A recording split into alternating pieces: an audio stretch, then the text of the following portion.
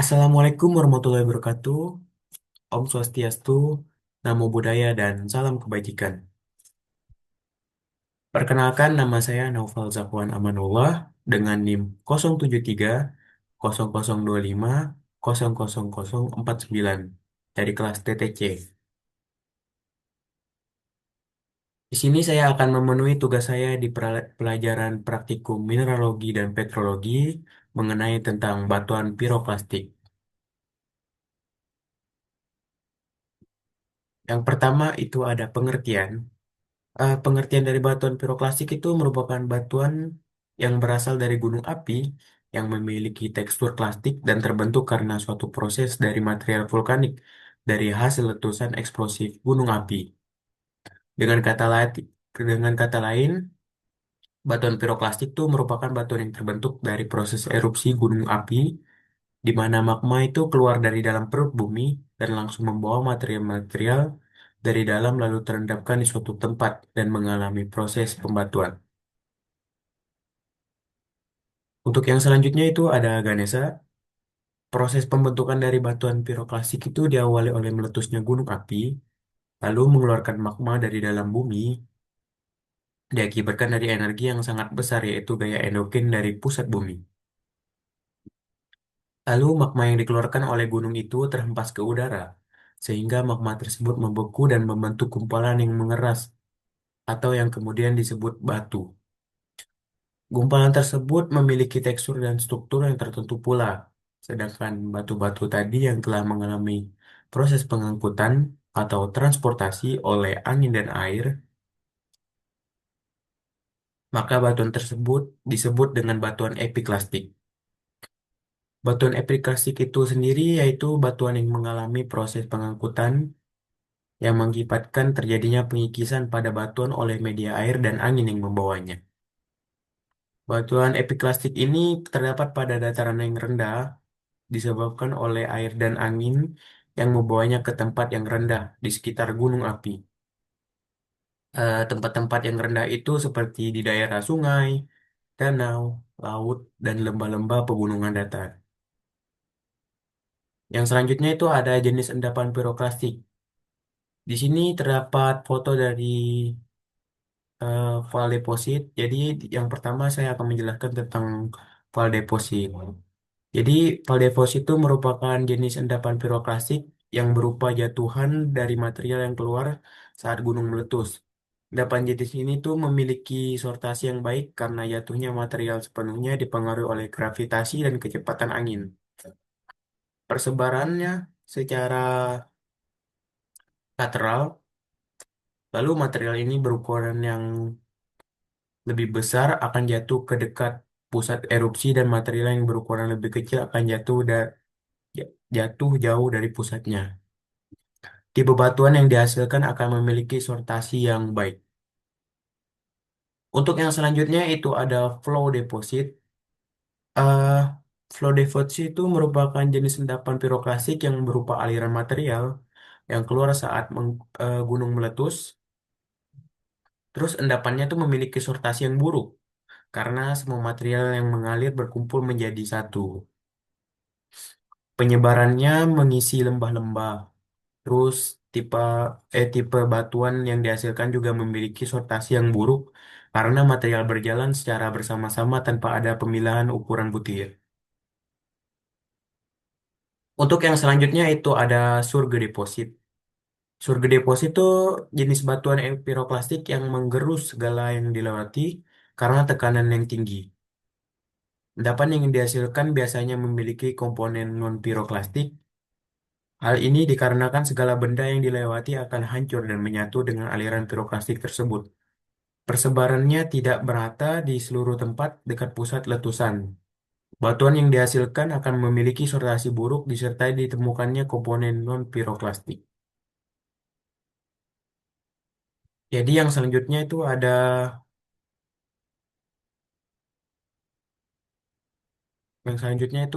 material batuan piroklastik. Jadi material yang dihasilkan dari eh, gunung berapi itu ada berupa abu, bom, dan juga lapili.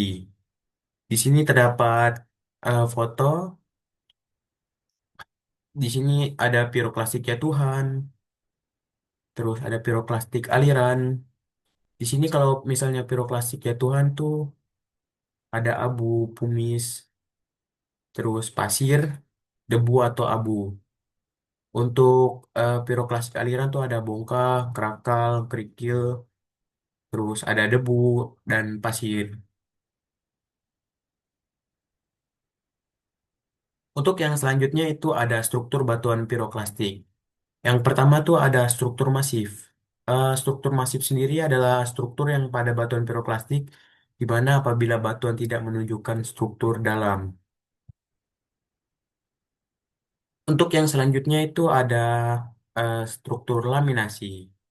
Jadi struktur laminasi itu merupakan struktur pada batuan piroklastik di mana apabila pelapisan pada batuan memiliki ketebalan kurang dari 1 cm. Untuk yang selanjutnya itu ada berlapis. Berlapis adalah struktur pada batuan piroklasik di mana apabila perlapisan pada batuan memiliki ketebalan lebih dari 1 cm. Di sini yang selanjutnya itu tekstur batuan piroklasik itu ada ukuran butir. Untuk ukuran butir sendiri itu ada yang lebih dari 64 yang biasanya disebut eh, bom, blok, dan juga blok. Terus endapan piroklasik tuh tak terkonsolidasi, contohnya di atas 64 tuh ada bom blok dan tepra. Untuk yang tak terkonsolidasi itu contohnya ada aglomerat, breksi, dan piroklastik. Untuk yang ukurannya 64 sampai 2 itu disebutnya lapilus. Terus untuk yang tak terkonsolidasinya ada tepra lapili. Untuk yang terkonsolidasinya itu ada batu lapili. Terus yang selanjutnya itu ada ukuran 2 sampai 1/16. Biasanya disebut dengan debu kasar. Terus tak terkonsolidasinya itu ada debu kasar. Dan untuk yang terkonsolidasinya itu ada taf dan debu kasar. Untuk yang selanjutnya itu di bawah 1/16 mm. Jadi biasanya disebut dengan debu halus. Untuk yang tak terkonsolidasi itu disebut juga debu halus. Dan untuk terkonsolidasinya itu ada taf dan debu halus. Untuk selanjutnya itu ada derajat kebundaran. Di sini terdapat well rounded atau membulat, terus ada rounded, ada subrounded, subangular, terus ada angular dan very angular.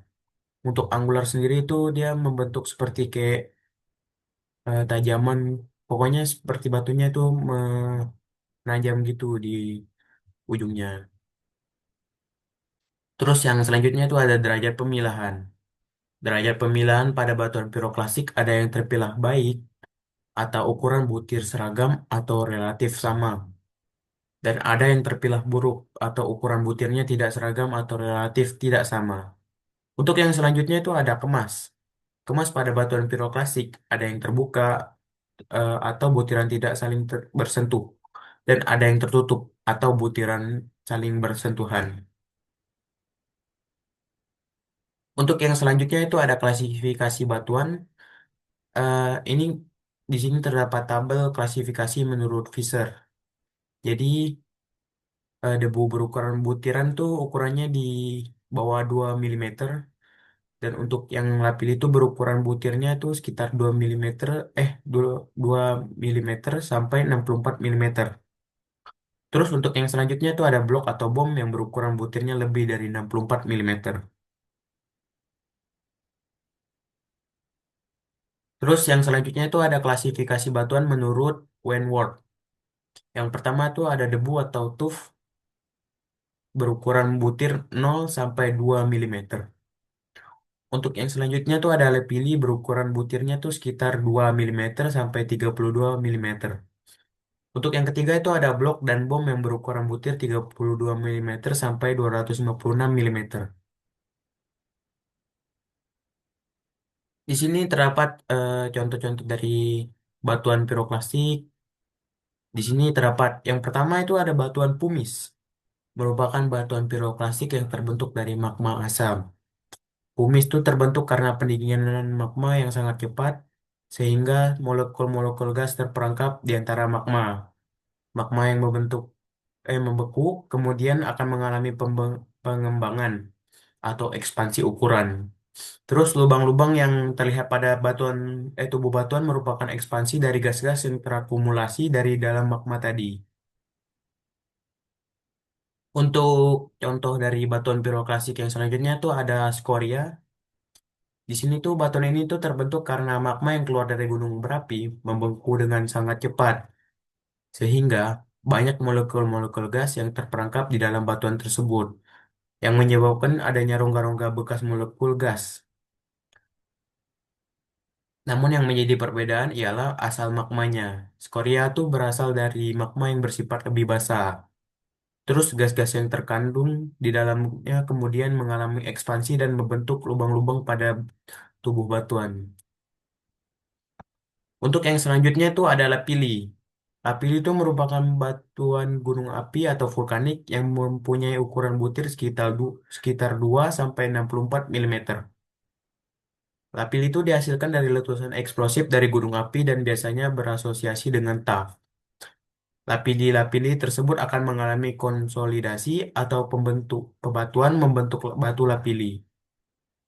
Batu lapili biasanya terdiri dari atas fragmen kumis yang tertanam dalam masa dasar gelas atau tuff.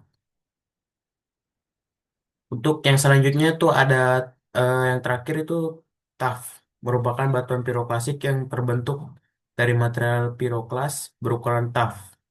Material tuff tuh sendiri memiliki ukuran tuh sekitar di bawah 2 mm. Material ini biasanya transportasi sangat jauh sebelum terdeposisi. Untuk mengidentifikasi apakah batuan tersebut tough atau bukan dapat dengan menjilat batuan tersebut.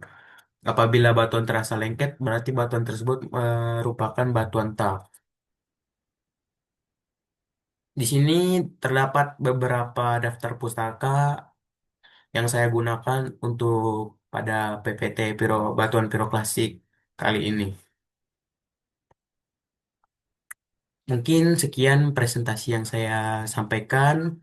Kalau ada kesalahan kata atau perbuatan yang kurang mengenakan, mohon dimaafkan. Mungkin sekian presentasi yang bisa saya sampaikan. Saya akhiri. Wabillahi taufiq wa hidayah. Wassalamualaikum warahmatullahi wabarakatuh.